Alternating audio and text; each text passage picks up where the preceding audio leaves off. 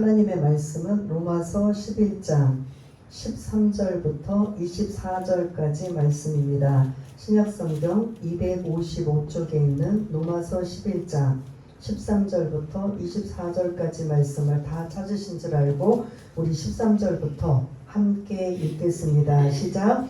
내가 이방인인 너희에게 말하노라. 내가 이방인의 사도인 만큼 내 직분을 영광스럽게 여기노니 이는 혹 내 굴욕을 아무쪼록 시기하게 하여 그들 중에서 얼마를 구원하려 함이라. 그들을 버리는 것이 세상의 한몫이 되거든 그 받아들이는 것이 죽은 자 가운데서 살아나는 것이 아니면 무엇이리요. 제사하는 처음 익은 곡식가루가 거룩한즉 떡덩이도 그러하고 뿌리가 거룩한즉 가지도 그러함이라. 또한 가지 얼마가 꺾이었는데 돌 감람나무인 내가 그들 중에 접붙임이 되어 참 감람나무 뿌리의 진액을 함께 받는 자가 되었은즉 그 가지들을 향하여 자랑하지 말라. 자랑할지라도 내가 뿌리를 보존하는 것이 아니요 뿌리가 너를 보존하는 것이니라. 그러면 내 말이 가지들이 꺾인 것은 나로 접붙임을 받게 하려 함이라 하리니 옳도다. 그들은 믿지 아니하므로 너는 믿음으로 섰느니라. 높은 마음을 품지 말고 도리어 두려워하라. 하나님이 원 가지들도 아끼지 아니하셨은즉 너도 아끼지 아니하시리라. 그러므로 하나님의 인자하심과 준엄하심을 보라. 넘어지는 자들에게는 준엄하심이 있으니 너희가 만일 하나님의 인자하심에 머물러 있으면 그 인자가 너희에게 있으리라. 그렇지 않으면 너도 찢기는 바 되리라. 그들도 믿지 아니하는데 머무르지 아니하면 접붙임을 받으리니 이는 그들을 접붙이실 능력이 하나님께 있음이라. 내가 원 돌 감람나무에서 찍힘을 받고 본성을 거슬러 좋은 감람나무에 접붙임을 받았으니 원 가지인 이 사람들이야 얼마나 더 자기 감람나무에 접붙이심을 받으랴. 아멘. 예, 오늘 접붙임의 그런 은혜라는 말씀을 가지고 함께 은혜를 나누고자 합니다. 사도 바울은 뭐에 대한 사도죠? 이방인에게 복음을 전하는. 이 당시에는 세상 사람들이 두 부류라고 했어요. 누구랑 누구? 유대인과 이방인. 이방인과 유대인. 유대인은 다른 말로 어느 나라요? 이스라엘. 그래서 이스라엘, 유대인 같이 이제 병용해서 쓰는데요. 유대인과 이방인, 이스라엘과 이방인으로 구분되어 있어. 이 로마서에 기록될 당시에는 세상 사람들이. 그래서 사도 바울은 유대인 출신이지만 하나님이 어디에게 복음을 전하는 사명을 주셨어요? 이방인들에게. 그래서 이방인들에게 복음을 열심히 전하는데 마음이 늘 아픈 거예요. 왜 아프냐? 자기 동족 이스라엘은 예수를 뭐예요?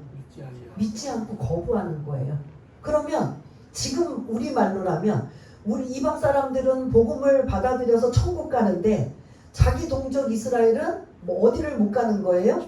천국을 못 가는 거예요. 구원받지 못하는 거예요. 그러니까 이방인을 향해서 죽을 만큼 힘들게 복음을 전해도 늘 한편 마음에는 가슴이 아픈 거예요. 너무 아파. 오죽하면 그래서 자기가 저주를 받을지라도 내 동족이 복음만 구원만 받는다면 소원이 없겠다고 할 정도로. 그러면 이게 우리에게 어떤 해당이냐? 지금 저와 여러분들이 밖에 나가서 전도를 하거나 다른 사람들은 전도를 하는데 그래도 어느 정도 돼. 근데 문제는 뭐가 안 돼요? 누가 안 돼요?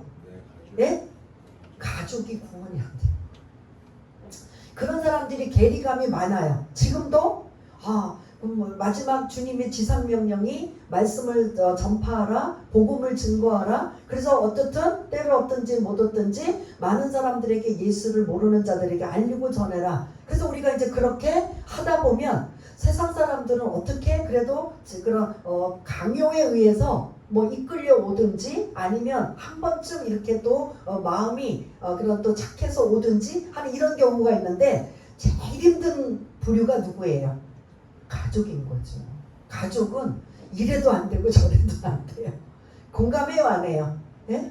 공감하죠.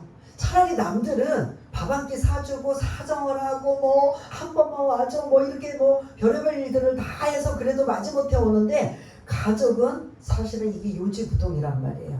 이게 지금 사도 바울과 똑같은 거예요. 이방인들을 향해서 복음을 전해서 많은 영혼들이 죽게 돌아오는 엄청난 이러한 일들이 나타나는데, 항상 그것 때문에 기쁘기도 하지만 사도 바울의 한쪽 마음은 늘 아프고 슬프고 괴리감을 느껴요. 왜 그런 거죠? 자기 동족 이스라엘이, 유대인이 뭘 거부해요?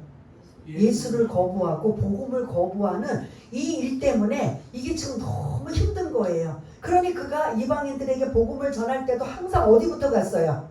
어디부터 갔어요? 이방 지역에 복음을 전하러 갈 때마다 항상 그러한 마음이, 예? 어디부터 갔어요? 이방 나라. 그렇죠. 회당부터 간 거죠.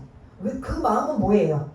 자기 동족에게 먼저 복음을 전하고 싶은 그 마음인 거예요. 근데 거기서 대부분 뭐 한 거예요? 거절을 당하고 그들이 받아들이지 않으니까 결국 이방인들을 향해 또 복음을 전하는 이러한 일들이 계속적으로 반복되는 이러한 것에 사도 바울은 얼마나 마음이 아프고 그런 속상한 마음에 하나님 앞에 이 문제를 얼마나 기도를 했겠어요. 그런데 하나님이 그 비밀을 알려주신 거예요. 그렇게 신비, 그런 하나님만 아시는 비밀을 누구에게도 알게 하셨다? 사도 바울에게도 알게 하셔서 9장, 10장, 11장의 이스라엘의 구원, 유대 이방인들의 구원에 관한 내용이 이제 9장, 10장, 11장인데 오늘도 이 비밀이에요. 그래서 지금 이제 사도 바울은 그 비밀을 알았기 때문에 더 이상 슬퍼하지 않아요. 하나님의 계획 속에 하나님의 비밀을 알고 있는 그 마음을 우리가 한번 생각하면서 13절 한번 같이 읽겠습니다. 시작. 내가 이방인인 너희에게 말하노라. 내가 이방인의 사도인 만큼 내 직분을 영광스럽게 여기노니. 아멘. 지금 사도 바울이 이방인의 복음을 전하는 사도인데 내가 이 직분을 영광스럽게 여긴다라고 해요. 이런 이 말 속에는 복음을 전하는 이 일도 중요하지만 또 다른 일들은 뭐냐면, 우리가 다음 주에 나눌 말씀을 좀 미리 땡겨서 말씀드린다면, 하나님께서 어떤 비밀을 알게 해주셨느냐, 이방인들이 충만한 수가 차면은 이스라엘의 구원이 임할 것이다.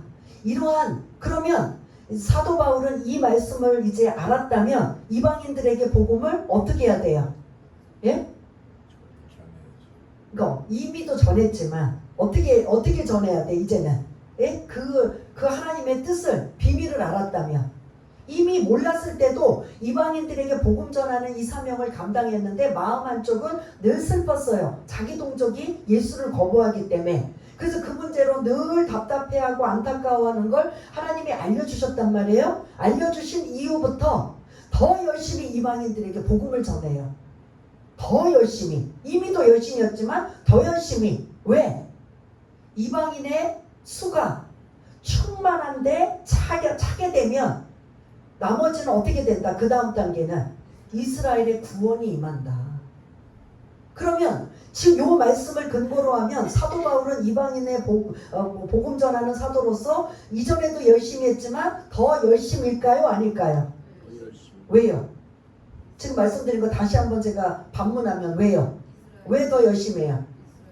그렇게 이방인들이 수가 뭐하면? 차면, 충만한 데까지 채워지면 이제 하나님의 계획은 누구에게로? 이스라엘에게로, 유대인에게 이제 구원이 임한다라는 걸 알았기 때문에 나는 이 영광스러운 직분을 자랑스럽게 여긴다라고 하면서 14절, 15절, 16절 그 이스라엘에 대한 비밀을 알게 하신 거예요. 그래서 이제 그 비밀을 사도 바울만 아는 게 아니라 이제 우리들을 향해서 알려주고 있습니다. 그래서 14절, 이는 왜냐하면 하고, 그렇게 내가 이방인의 그런 사도로서 이 직분을 영광스럽게 여기는 이유는 하고, 14절 이유는 하고 지금 답이 나와요. 14절 무슨 답이 나오는지 함께 읽겠습니다. 시작. 이는 혹 내 골육을 아무쪼록 시기하게 하여 그들 중에서 얼마를 구원하려 함이라. 아멘. 골육이 누구예요? 예? 이스라엘인 거죠. 유대인인 거죠. 왜냐하면 내 이스라엘 동족 유대인을 이스라엘을 아무쪼록 뭐하기 위해? 시기하기 위해. 이 말씀을 이미 나눴죠. 예? 이방인들이 열심히 예수 믿으면 이스라엘이 뭐한다? 시기한다. 우리가 지난주 말씀이었잖아요.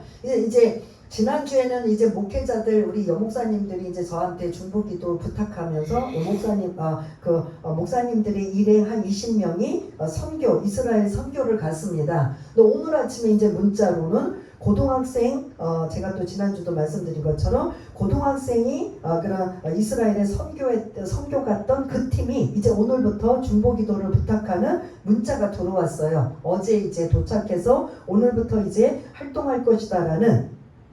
그러면 여러분들 우리가 지난주 말씀을 조금 복습하지만 이방인인 우리가 예수를 믿고 구원받아 이제 그 복음을 지금 이 두 부류들은 저 어디 가서 복음을 전하는 거예요?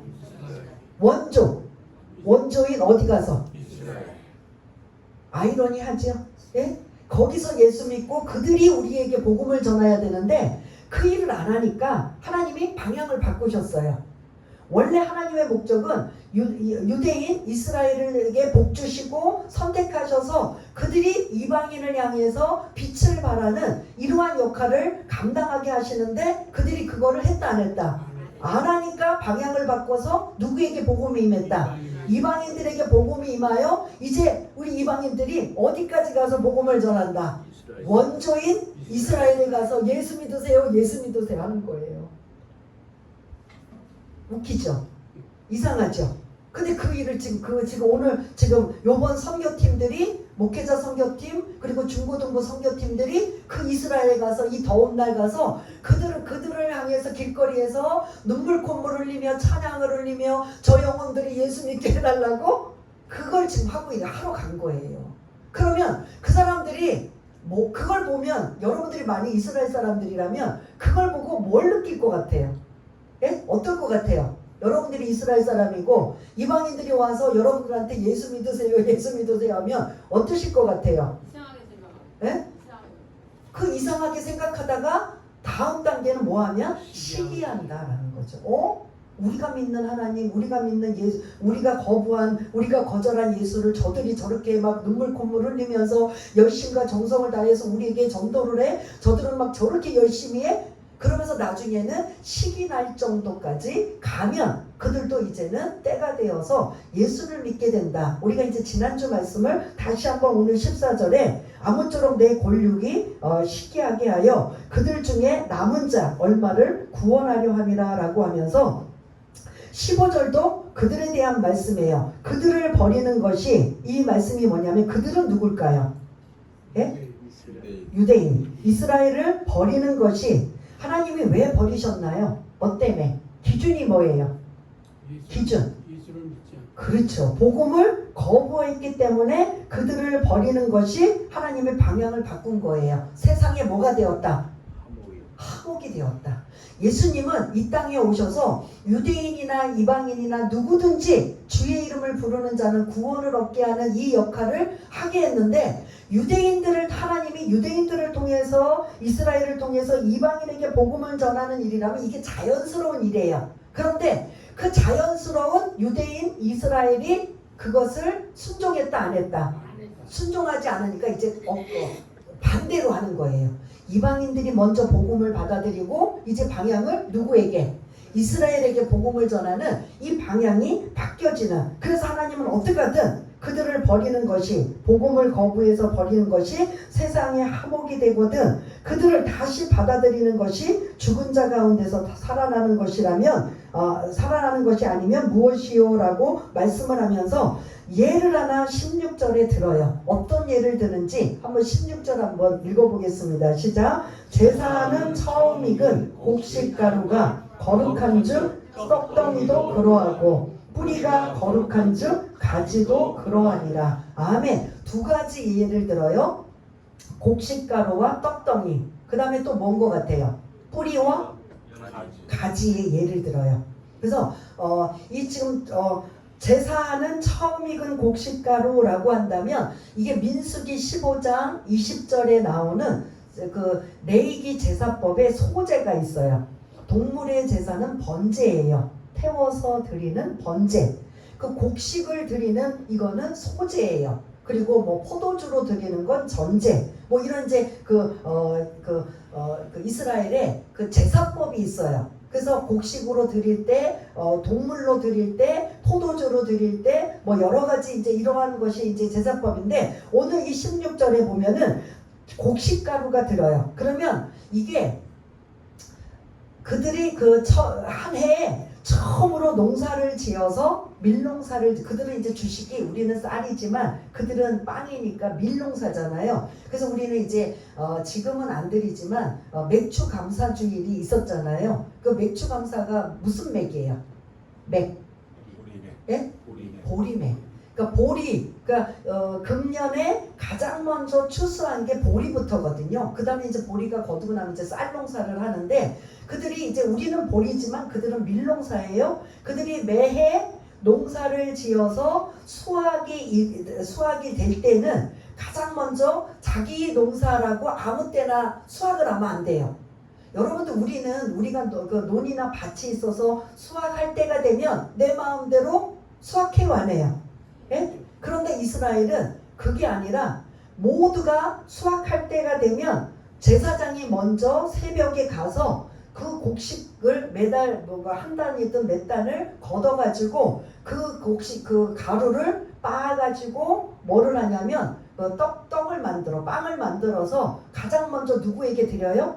하나님 앞에 소제로 예배 그 제사를 드리는 거예요. 그리고 다음에 이제 모든 그 백성들이 자기 땅에서 농사를 짓든 어디든 그때부터는 수확을 할 수 있도록 이제 허락해 주는 거예요. 그러니까 우리나라하고 틀려요. 우리나라는 내 땅에서 내가 마음대로 내 형편과 사정에 따라서 그 수확할 수가 있는데 그 이스라엘의 수확은 가장 먼저 어디서 이루어지냐면 제사장이 먼저 하나님 앞에 수확해가지고 일부를 수확해서 하나님 앞에 제사를 드린 다음에 모든 백성이 이제 그 이후로 수확하는 이러한 걸 볼 수가 있는데요. 그게 소제고 민수기에 나오는 말씀입니다. 그때 제사 드리는 그때에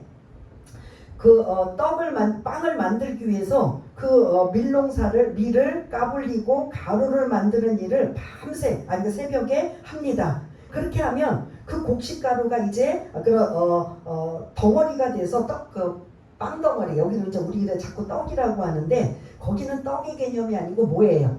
빵이에요. 그러니까 빵덩어리라고 하는데 이제 제가 교차로에도 여러분들이 이해하세요? 떡덩어리가 이게 덩어리가 되면 그거를 이제 빵을 만들어서 일부는 하나님께 먼저 제사를 드리고 나머지는 덩어리가 그냥 있을 거란 말이에요. 그러면 드린 것만 하나님 앞에 거룩한 것이냐? 그 지금 떡 덩어리가 있는 지금 제사장이 밭에 가서 밀을 추수를 해서 그거를 가루를 다 내가지고 한 대야를 만들었어요. 만들어서 진 이겨서 빵 덩어리를 만들었어요. 그래서 덩어리 중에 일부를 취하여서 익혀갖고 빵을 만들어서 제사를 드려요. 그러면 빵 덩어리를 제사 드린 거 외에 덩어리가 아직 남았어요? 안 남았어요?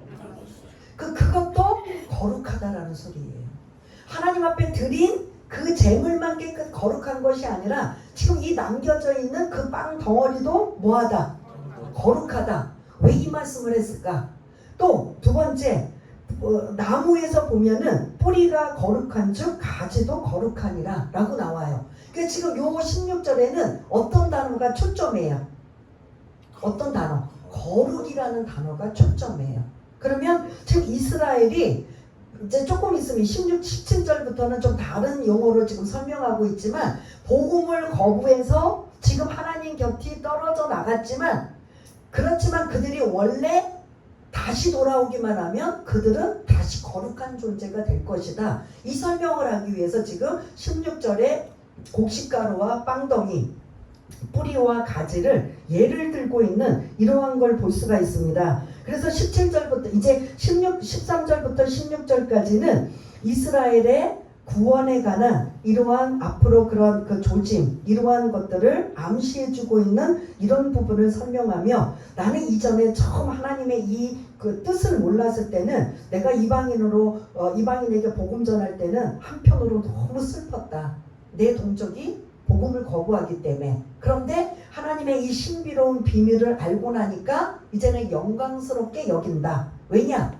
이들을 영원히 버릴 것이 아니라 반드시 때가 되면 어떻게 된다? 이들도 자기 동족도 구원의 반열에 임할 것이다. 이거를 알게 되니까 이제 사도 바울이 더 이상 그러니까 고민하거나 괴리감을 느끼지 않는 거예요. 그 이야기에 대해서 13절부터 16절까지 설명하고 있다면 17절부터는 이제 드디어 이방인의 구원에 관한 말씀과 경고예요. 경고. 이제 우리들에 관한 말씀이에요. 어떤 말씀인가? 17절 한번 같이 읽겠습니다. 시작. 또 한 가지 얼마가 꺾이었는데 돌 감람나무인 내가 그들 중에 접붙임이 되어 참 감람나무 뿌리의 진액을 함께 받는 자가 되었은즉. 아멘. 지금 어떤 나무가 등장해요? 감람나무. 근데 그 감람나무도 어떤 감람나무?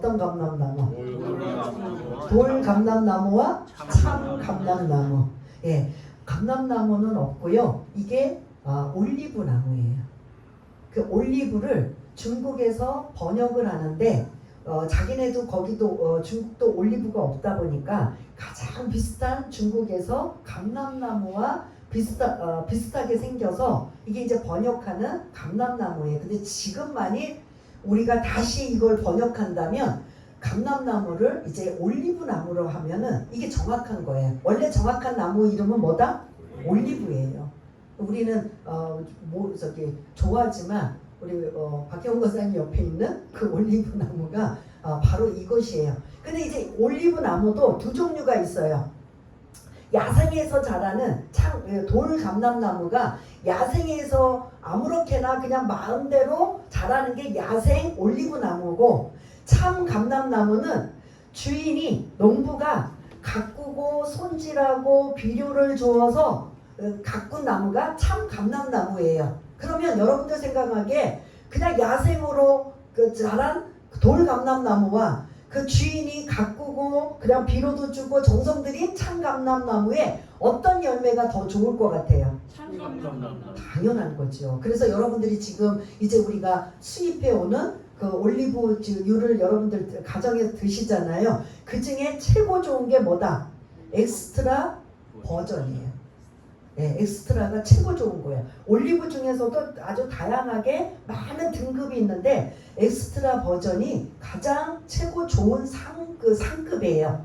그러한 것이 여러분들 참 감람나무에서 나올 것이다, 돌 감람나무에서 나올 것이다. 그렇죠. 참 감람나무에서 나올 것이다. 그런데 오늘 이제 이 17절에 보면 여러분들이 참 감람나무와 돌 감람나무가 지금 언급하고 있는데 어떤 가지가 어디에 붙었다. 여러분들 한번 17절을 잘 보시고 한번 찾아보세요. 돌감나무에 있는 가지를 참 감람나무에 붙였다. 접붙였다. 근데 여러분들 그냥 저는 농사를 잘 몰라서 여러분들한테 혹시 농사 지은 분들에게 질문을 던지신다면, 지금 이제 우리 요 계절이 복숭아가 나오는 아직 계절인 것 같아요. 그래서 맛있는 복숭아 나무와 맛없는 복숭아 나무가 있다면 여러분들 어느 나무에 뭐를 붙일 것 같아요? 맛있는 나무에다가 네? 맛없는 나무에다가 맛있는 가지가 붙이면 맛있는 게 되는 거죠. 그죠? 맛있는 나무 가지를 어디다가? 맛없는 거예요. 그게 우리 일반적인 거죠. 그런데 맛없는 복숭아 가지를 맛있는 데다가 붙일 이유가 있어 없어요? 없지요. 왜냐? 그 자체는 다 뭐하기 때문에? 맛있는 거기 때문에 굳이 맛없는 걸 붙일 필요가 없어요. 접붙이려면 뭐를 어떻게 이동을 해야 돼요? 맛있는 가지를 맛없는 가지에다가 붙여야 되는 게 이게 정상인데, 오늘 이 본문은 반대예요. 돌감람나무 가지가 올리브 기름도 적고 품질도 안 좋은 그 가지를 띄어서 좋은 품질이 좋은 참 감람나무에 붙였다. 이게 일반적으로 맞아요, 틀려요? 네? 그럴 필요가 없죠. 예? 그 맞는 얘기인데 저거. 이게 왜 맞아요? 돌감람나무 뿌리저기를 꺾다가 찬감나무에 붙였으니까 예. 제대로 한 거죠 저걸. 근데 아까 제가 복숭아 설명할 때는 왜 그렇게 얘기 안 하셨어요? 맛있는 복숭아 나무 가지를 맛없는 가지에다가 붙여야 정상이라며요. 아니 돌감나무잖아. 예. 돌감나무. 이것도 맛없는 거예요. 네. 맛없는 거를 꺾다가 맛있는 거에 붙였잖아. 그럼 아까 복숭아는 왜 그럼 그 반대로 하셨냐고. 그 맛있는 걸 갖다 맛없는 걸 갖다 맛있는 거에 붙인 거지. 어떻게 돼요? 아무튼 우리가 일반적으로 농부가 하는 접붙임하고는 다른 방법이다. 굳이 맛있는 올리브 나무나 복숭아 나무에는 굳이 맛없는 걸 같이 갖다 접붙일 필요가 없어요. 그 나무 자체가 맛있는 나무이기 때문에. 그런데 돌감람 나무인 이방인인 우리를 어디다가 붙였다? 참 감람나무 가지에 접붙였다. 그러면 돌감람나무 우리인 가지가 참 감람나무 가지에 붙으려면 참 감람나무 원 가지가 있을 거 아니에요. 그럼 그 가지가 떨어져 나갔다는 소리예요. 그거 누구라고 한 거예요? 복음을 거부한 이스라엘이 가지가 떨어져 나간 거예요. 그 떨어져 나간 자리에 누가 접붙임을 당했다? 우리인 이방인이 복음을 받아들여서 접붙임을 당해서 이제 거기서 좋은 열매를 맺게 되는 수지 맞은 우리가 됐다라는 소리예요. 그러면 우리 이방인으로서 이렇게 좋은 참 감람나무에 접붙임을 받았으면 우리는 어떤 마음을 가져야 돼요? 예? 어떤 마음? 어떤 마음 가져야 돼요? 그렇죠. 감사, 감격, 은혜. 그게 은혜인 거지요. 은혜인 이 마음을 가지라는 말씀이에요. 우리가 어떤 존재다?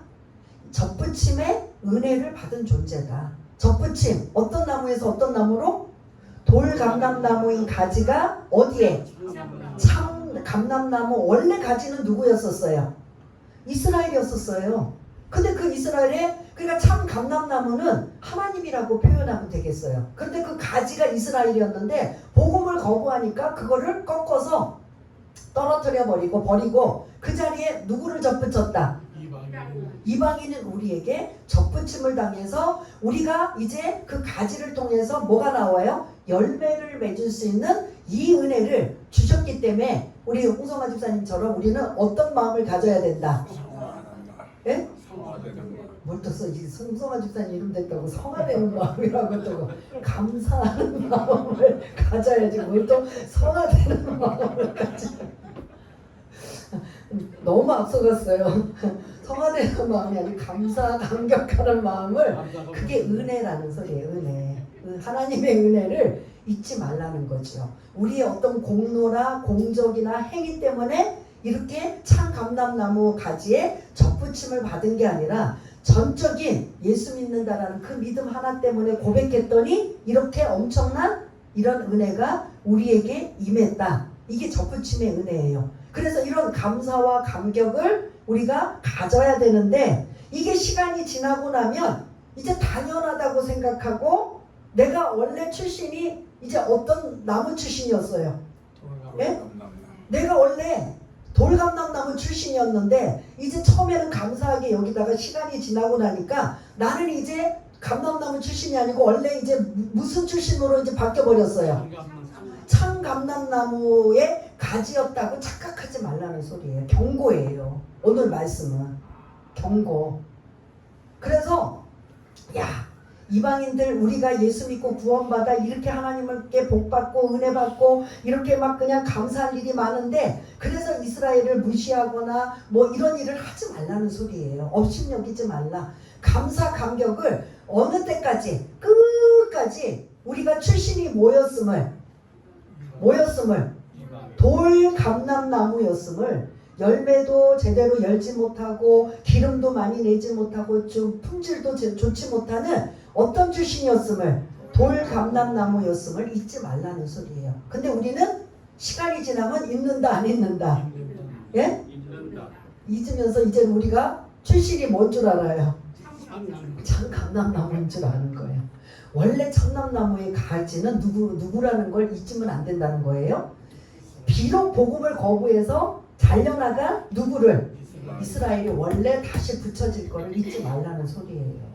그래서 무시하지 말고 업신여기지 말고 당연하다고 생각하지 말고 우리 옛날 돌감람나무였음을 잊지 말라. 이게 안 잊으면 감사가 나오고 잊으면 이제 뭐가 나온다? 당연하게 생각해서 18절 같이 읽겠습니다. 시작. 그 가지들을 향하여 자랑하지 말라. 자랑할지라도 내가 뿌리를 보존하는 것이 아니요 뿌리가 너를 보존하는 것이니라. 아멘. 지금 돌감람나무가 참 감람나무 가지에 붙어서 열매를 맺는 이들이 처음에는 감사하다가 시간이 지나니까 자기네들의 출신을 잊어버리고 이제 교만하게 되는 이러한 것을 뭐하지 말라? 자랑하지 말라. 늘 겸손함을, 늘 감사함을 잊지 말라는 소리예요. 이 경고의 말씀이에요. 오늘 말씀은 이방인들이 구원받은 것이 얼마나 하나님의 은혜임을, 그래서 그 은혜를 잊지 말고 다른 사람들을 오히려 다르게 이런 돌감람나무가 계속 우리가 어떤 출신이었었던 것을 잊지 말고 늘 겸손하게 늘 감사하며 살아가라. 이 말씀이 오늘 핵심 말씀이에요. 이 말씀이. 그래서 우리는 저와 여러분들이 잊으신 오늘 말씀을 근거로 하면 어떤 나무라고요? 돌감람나무다. 그런데 예수 믿는다는 은혜 때문에 어디에 붙었다? 참 감람나무 가지에 붙은 것이다. 근데 만일 원래 이제 이스라엘이 돌아오게 되면 이 참 감람나무 가지에 원래 버려졌던 이스라엘도 이 가지에 붙게 될 것이기 때문에 우리의 출신과 우리의 그런 이전의 우리의 어떤 모습, 이전의 모습들을 잊지 말고 경고하면서 자랑하지 말라라고 언급하고 있습니다. 그러면 19절 또 한번 19절 20절 한번 또 같이 연결되는 말씀이에요. 19절 20절 읽겠습니다. 시작. 그러면 내 말이 가지들이 꺾인 것은 나로 접붙임을 받게 하려 함이라 하리니 옳도다. 그들은 믿지 아니함으로 꺾이고 너는 믿음으로 섰느니라. 높은 마음을 품지 말고 도리어 두려워하라. 아멘. 그 참 감람나무에 붙은 기준이 20절에 보면 뭐의 기준이? 뭐가 기준이에요? 뭐의 기준이에요? 어떻게 붙었다? 어떤 가지는 붙고 어떤 가지는 버려진 이 기준이 뭐예요? 믿음이 기준인 거죠. 믿음. 믿음으로 믿지 아니함으로. 뭐를? 예? 뭐를 믿음으로? 예수를 믿음으로 붙어졌고 예수를 믿지 아니함으로 떨어져 나간 것을 이거를 잊지 말고, 그래서 아까 그 말씀 너희들이 참 돌감람나무인 것을 잊지 말고 20절에 보면 높은 마음, 이게 교만이에요. 교만을 품지 말고 도리어 두려워하라 라고 언급하고 있습니다. 오늘 핵심이 경고예요. 이방인들이 구원을 받아 하나님의 자녀가 돼서 이스라엘에게 복음을 전하고 그렇게 막 그냥 해야 할 많은 일들이 있지만 우리 안에 기본적인 마음은 자랑하지 말고 교만하지 말라는 거예요. 우리 원래 근본이 뭐였음을, 돌감람나무였음을 잊지 말라는 소리예요. 하나님의 은혜로 믿음 하나 때문에 그런 붙어서 가지에 참 감람나무 가지에 붙어서 우리가 이렇게 열매를 맺고 사는 게 이게 전적인 하나님의 은혜이기 때문에 이게 마치 내가 어떠한 노력과 애씀과 수고로 한 것처럼 착각해서 처음에는 감사로 영광 돌리다가 나중에는 이제 당연한 것으로 생각해서 이제 교만한 마음, 이러한 자랑의 마음을 가지고 있다면 이것은 절대로 안 된다라는 이러한 경고의 말씀이에요. 이 경고를 뭐라고 더 말씀하시느냐? 21절 읽겠습니다. 시작. 하나님이 원 가지들도 아끼지 아니하셨은즉 너도 아끼지 아니하시리라. 아멘. 원 가지는 누구라고 했어요?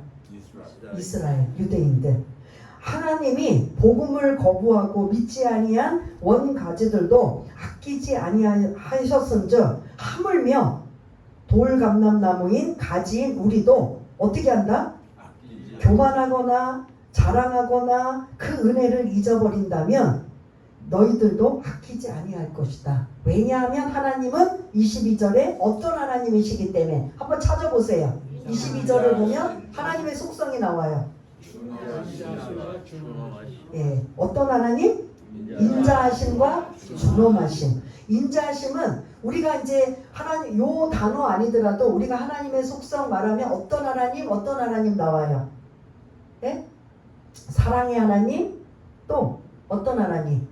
공의의 하나님. 이건 많이 들으셨을 거예요. 사랑의 하나님, 공의의 하나님. 사랑의 하나님은 무조건 하나님의 사랑하심이고 공의의 하나님은 반드시 심판하실 것이라는 거예요. 이 말씀을 이제 여러 가지로 설명을 드릴 수가 있는데, 예수 믿고 구원받아 하나님의 자녀가 되는 자들은 모두가 사랑의 하나님으로 임하실 것이고, 마지막 심판 때에 섰을 때는 하나님은 어떤 하나님으로? 그때는 사랑의 하나님이 아니에요. 공의의 하나님, 심판의 하나님으로 임하실 것이다. 그래서 그 사랑의 하나님을 인자하심이라는 표현이고, 공의 하나님은 그러면 어떤 하나님으로 좀 이 22절에 표현할 것 같아요?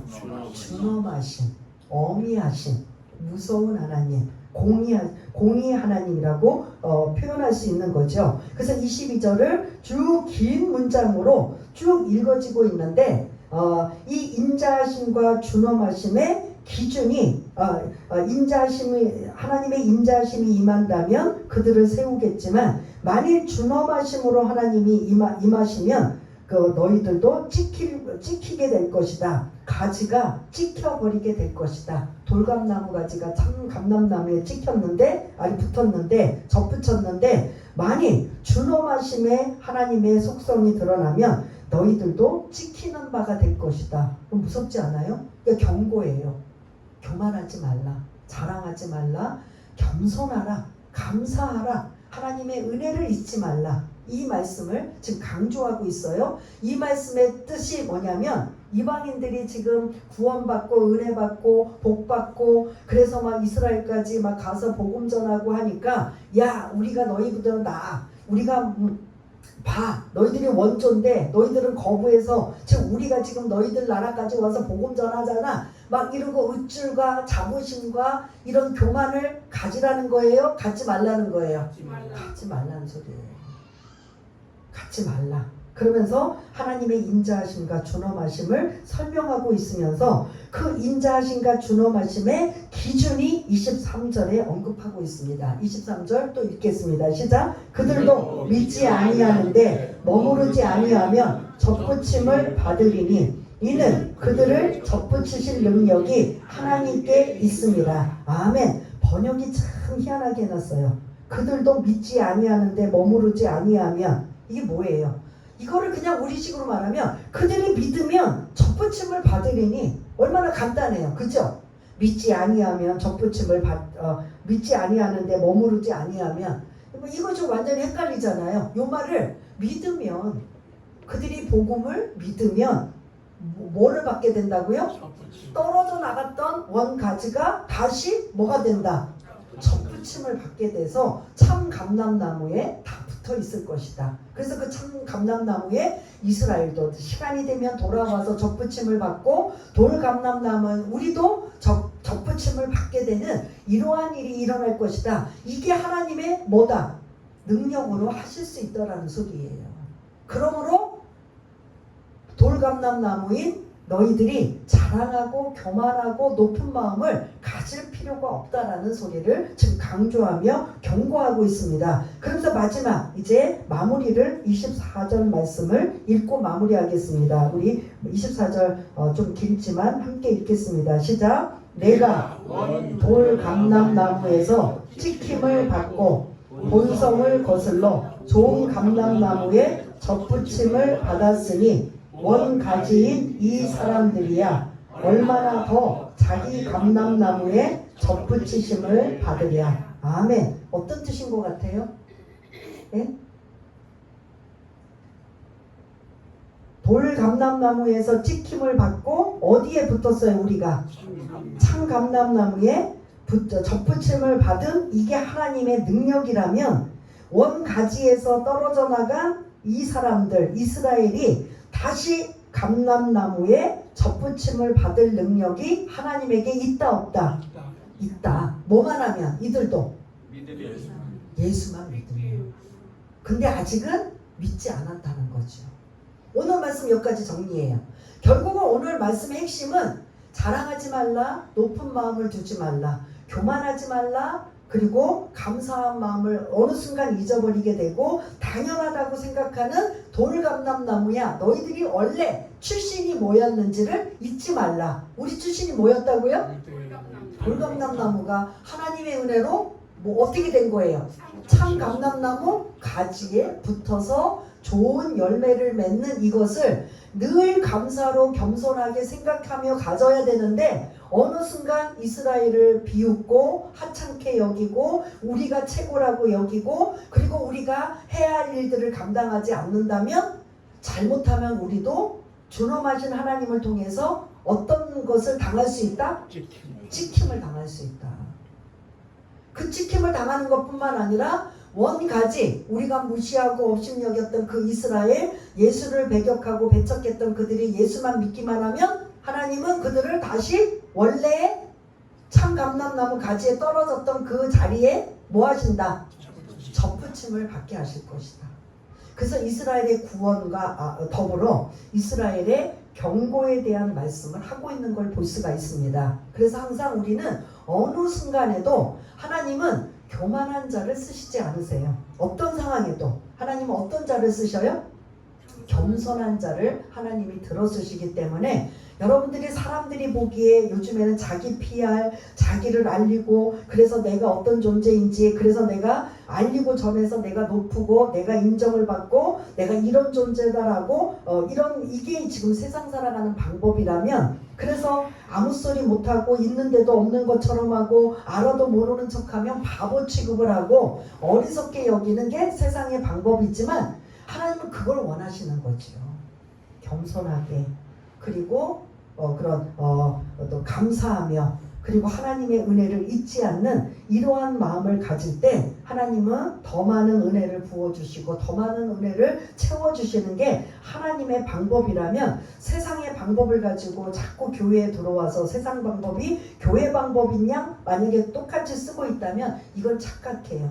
그래서 하나님이 들어쓰시는 사람은 항상 겸손하고, 그리고 그런 준비된 자를 들어쓰시는 이러한 걸 본다면, 한마디로 좀 표현이 죄송하지만 저도 해당이 되는 거죠. 너희들의 출신이 돌감람나무 가지였던 걸 잊지 말라. 너희들은 열매도 그렇게 좋지도 않고 그렇게 품질도 안 좋고 그냥 어떻게 보면 밖에 찍혀 버려지는 이러한 땔감밖에 안 되는 존재인데, 외면하고 웬감산지 우리가 참감람나무 가지에 붙어서 이런 좋은 열매를 맺고 좋은 나무로 인정을 받을 수 있는 이 은혜는 전적인 누구의 은혜다? 하나님의 은혜입니다. 이걸 잊지 마시고 우리가 한번 이 말씀을 붙잡고, 그래서 13절부터 16절까지는 사도 바울이 이방인들에게 복음을 열심히 전하지만 자기 동족이 예수를 거부하는 것에 대한 늘 마음 아팠던 것이 해결됐다 안 됐다? 시간이 필요하지만 해결됐어요. 하나님의 방법이 있기 때문에. 그게 신비라는 거예요. 그리고 나서 이제 17절부터 마지막 24절까지는 이방인들이 돌감람나무 출신 접붙임의 은혜로 구원받아 참 감람나무가 되었음을, 이제는 그런 자부심을 갖고 감사하고 겸손하게 여길지언정 교만하거나 자랑하거나 그리고 무시하거나 업신여기거나 이런 것을 한다면 언젠가 너희들도 뭐 할 수 있다? 지켜버릴 수가 있다. 왜냐하면 하나님의 능력은 그러실 수도 있는 분이에요. 왜냐하면 원가지도 어떻게 하셨어요?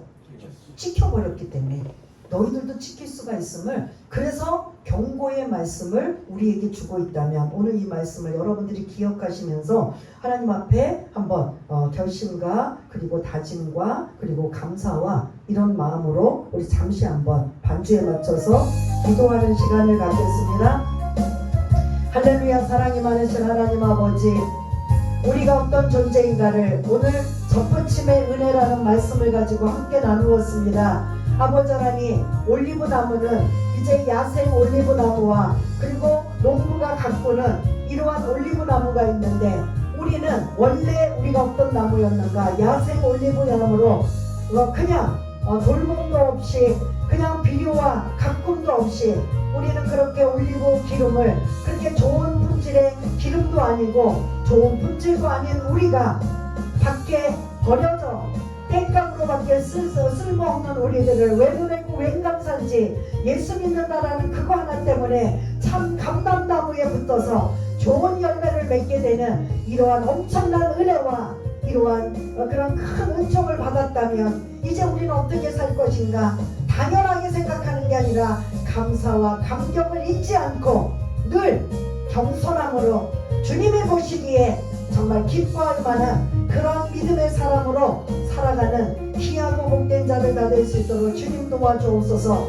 우리는 늘 잊어버립니다. 당연하게 우리가 생각합니다. 그래서 어느 순간 우리가 돌감람나무였던 우리 출신이 어느 순간 그 순간 출신을 잊어버리고 참 감람나무라고 생각하여서 잘못된 생각, 잘못된 판단으로 하나님의 인자하심이 아니라 주범하심으로 심판을 받는 자가 아니라 우리가 늘 하나님의 은혜를 계속적으로 이어받는 귀하고 복된 자들 다 될 수 있도록 주님 도와주옵소서. 모든 것 감사드리오며 사랑이 많으신 예수님 이름으로 기도드리옵나이다. 아멘.